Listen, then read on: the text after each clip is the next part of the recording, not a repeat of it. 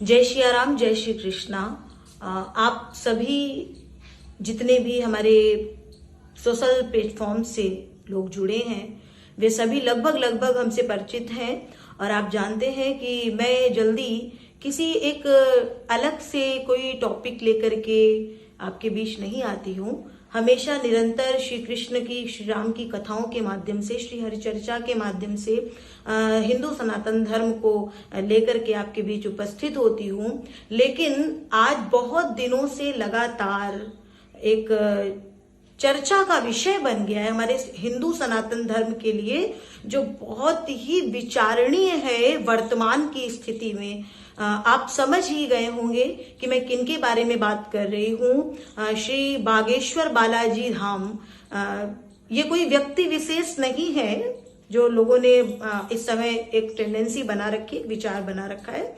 ये श्री हमारे हनुमान जी महाराज का एक रूप है, उनका नाम है।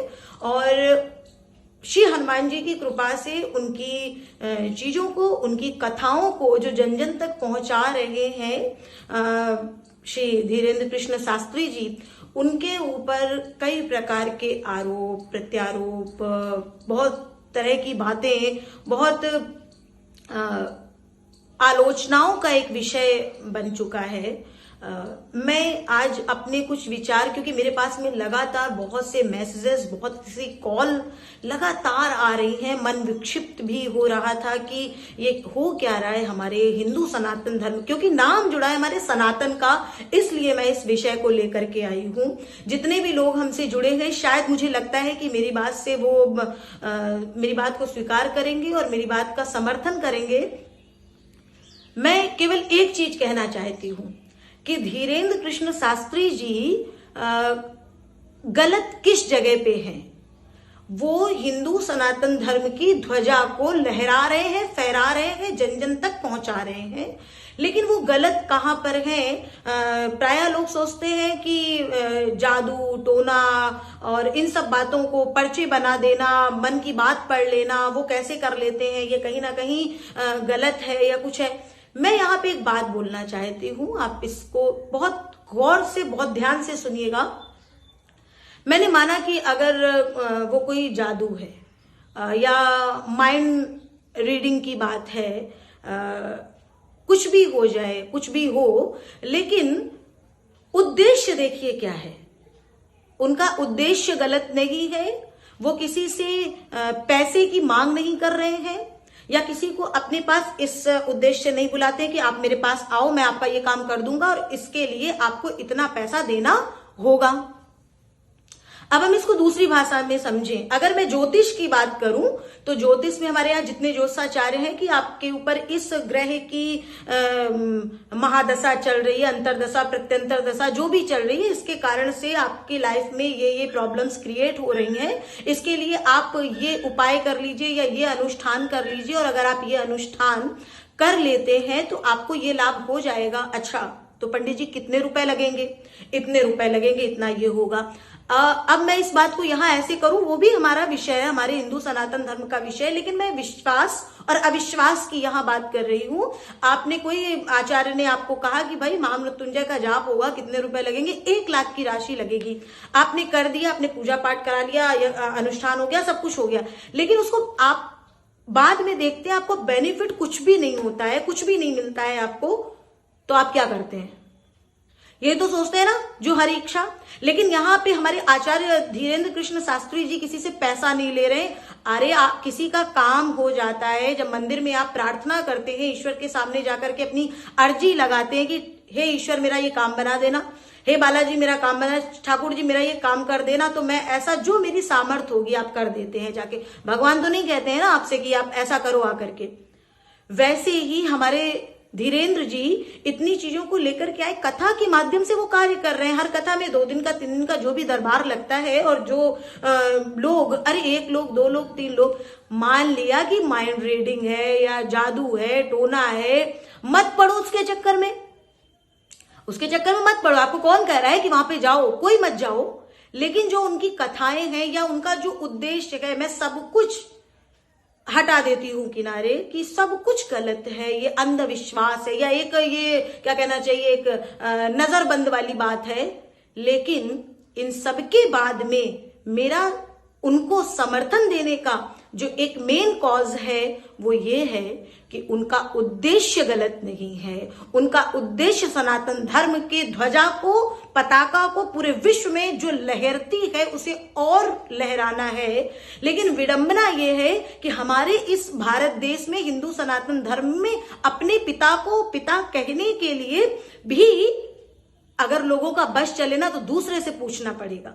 अब मैं बात करूं, बहुत से कुछ संत हैं, बहुत से कुछ मठाधीश हैं, बहुत कुछ लोग हैं जो क्वेश्चन मार्क लगा रहे हैं। मैं पूछना चाहूंगी, किसने क्या किया जब हमारे अभी संत पालघर में जिनकी हत्या हो गई महाराष्ट्र में, उसके ऊपर क्या कोई विषय ले करके कोई उसके ऊपर सटीक डिसीजन लिया गया? बिल्कुल नहीं लिया गया। हमारी इतनी बहन बेटियों को घर से ले जा करके निकाल करके उनके ऊपर कितने लांछन तो दूर की बात, उनका जीवन बर्बाद करके और उनको काल के गार में डाल दिया जाता है।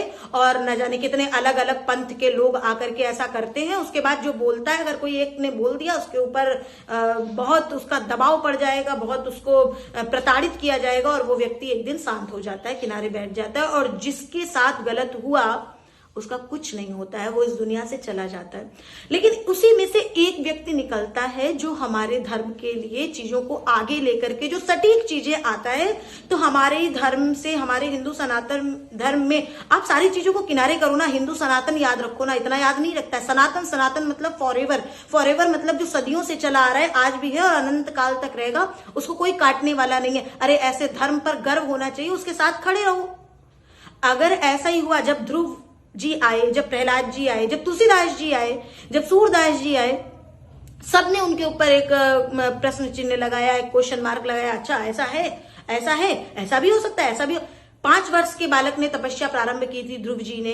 5.5 वर्ष की 5 वर्ष 5 महीने 5वें महीने में जैसे प्रवेश किए तो पंचमे मास्यनु प्राप्ते जित श्वासो नृप्रात्मजा, श्वास को जीत करके उन्होंने भगवान की प्राप्ति कर ली। आज के लोग होते तो वहां पे भी क्वेश्चन पुटअप करते। ध्रुव जी जब चले तो लोगों ने बहुत प्रश्न चिन्ह लगाए, अरे बावला हो गया, पागल हो गया। प्रहलाद जी जब चले तो कितने प्रश्न चिन्ह हुए, लेकिन उनको भगवत प्राप्ति हुई। मैं यहाँ निवेदन यही करना चाहूंगी अपने समस्त सनातन धर्मियों से कि एकजुट होकर के आगे आ जाओ और एकजुटता के साथ में आगे बढ़ो। कहीं से धीरेन्द्र जी पर आप सोचो जरा कि वो तो अपने आप अपना काम कर रहे थे, वो मंदिर में थे, अपने गांव में थे, एक छोटे से गांव में अपना कार्य कर रहे हैं, वहां लोग पहुंचते हैं, महाराज जी की चीजों को आगे बढ़ाते हैं। उन्होंने अपने पास भीड़ नहीं बुलाई, भीड़ उनके पास गई। आज भी वो ये नहीं कहेंगे कि तुम मेरे पास आओ। अरे बुद्धिमत्ता से सोचो, हम 4 घंटे की कथा करते, 4 घंटे की कथा के बाद यदि कोई मिलने आता है तो उनको 15 मिनट का कम से कम रेस्ट चाहिए। लेकिन वह एक व्यक्ति 4 घंटे की कथा करने के बाद में फिर दरबार लगाते हैं, फिर दरबार लगाने के बाद में लोगों को और जरूरत पड़ती है, 2-2, 3-3 बजे रात तक जगते हैं, फिर कुछ घंटे की नींद लेकर के फिर आ जाते हैं।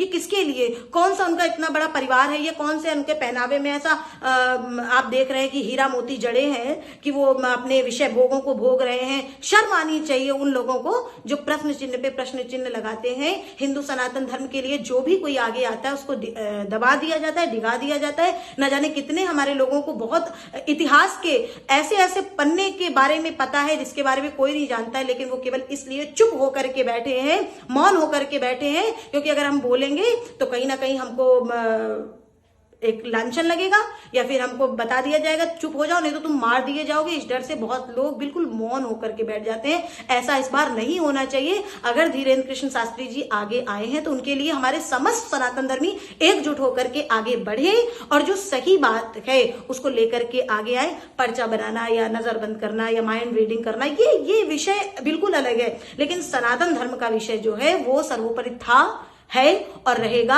हमारे सनातन धर्म के जितने लोग हैं जो सनातन धर्म पे चलते हैं, सनातन धर्म को आगे ले जाने वाले हैं, कहा जाए तो धर्म के ठेकेदार हैं, उनसे भी मेरा हाथ जोड़ करके विनम्र निवेदन है कि आप उस समय कहाँ चले जाते हैं जब हम बहन बेटियों के साथ में कोई गलत होता है, गलत विचार लोग क्रिएट करते हैं और फिर उसके बाद में वो बेटी रो करके अगर जीवित रहती है तो रो करके अपने घर के किसी कमरे में बैठ जाती है कि मैं ऐसा करूंगी तो माँ बाप आपकी इज्जत जाएगी, मेरे परिवार की इज्जत जाएगी, मेरी इज्जत जाएगी, मेरा सम्मान जाएगा, मुझे कोई स्वीकार नहीं करेगा। और या तो वो सहन नहीं कर पाती है तो वो मृत्यु को स्वीकार कर लेती है। इसलिए आप उन समय पे नहीं बोलते हैं, और जब कोई आता है आगे तो आप उसको बस क्वेश्चन मार्क पे क्वेश्चन मार्क लगाते। ऐसा मत करिए, नहीं तो कोई आगे नहीं आएगा, एक दिन सब खत्म हो जाएगा। इसलिए मेरा निवेदन है कि जो कथा के माध्यम से अरे कितने लोगों को घर वापसी कराई जा रही है, कितने लोग मतलब क्रिएट कर दिए गए, कन्वर्ट कर दिए गए अलग धर्म में, कितना धर्म परिवर्तन। आज मैं जहां जा रही हूं मुझे हर दिन एक पर्चा दिया जाता है, दीदी इस धर्म परिवर्तन के बारे में बोलिए, धर्म परिवर्तन के बारे में बोलिए। लेकिन आज जब वही कोई आता है और उस धर्म परिवर्तन वाले लोगों को अपने धर्म में घर वापसी कराता है, तो उससे पूछा जाता है किस वर्ण में स्थान देंगे। अरे शर्म आनी चाहिए, आप इतना नहीं कर पाए। अरे किसी ने आकर के आज किया तो आप क्वेश्चन पुटअप कर रहे हो कि किस वर्ण में। अरे वो तो आगे की बात है, तुमने क्या किया अपने जीवन में, तुम उसका बताओ जरा। आपके ही इर्द गिर्द से, आपके ही सम्मानित पदों में बैठे, मेरा इशारा किस तरफ है लोग समझ गए होंगे, भगवान राम पर प्रश्न चिन्ह लगा रहे, भगवान कृष्ण पर प्रश्न चिन्ह लगा रहे, तब कोई कहां मर के चला जाता है, तब कोई क्यों नहीं बोलता है, मेरा प्रश्न है। इसलिए जितने भी हमारे संत हैं, जितने भी हमारे कथा व्यास हैं, जितने भी लोग हैं हिंदू सनातन धर्म को मानने वाले, एकजुट होकर के आगे आ जाओ। ये कोई धीरेन्द्र कृष्ण शास्त्री का कोई नाम नहीं है कि उनके लिए आगे आना है, हमें सनातन धर्म के लिए आगे आना है। एकजुट, किसी की इतनी मजाल नहीं होनी चाहिए, किसी की इतनी ताकत नहीं होनी चाहिए जो हमारे किसी भी धर्म के अनुयायी के लिए प्रश्न चिन्ह लगा दे और उसको इतना प्रताड़ित कर दे कि वो एक दिन थक हार करके किनारे बैठ जाए। आशा करते हैं कि आप सभी एकजुट होकर के, इस समय बहुत मुझे प्रसन्नता है कि एक लहर आई है, सभी हमारे युवान आगे आए हैं, और भी हमारे जितने सनातन धर्मी हैं जो धर्म को आगे बढ़ाते हैं, कथाओं के, प्रवचनों के, भजनों, अलग अलग चीजों के माध्यम से, वो सभी आगे आए। इसी के साथ आप सभी को जय श्री राम, जय श्री कृष्ण।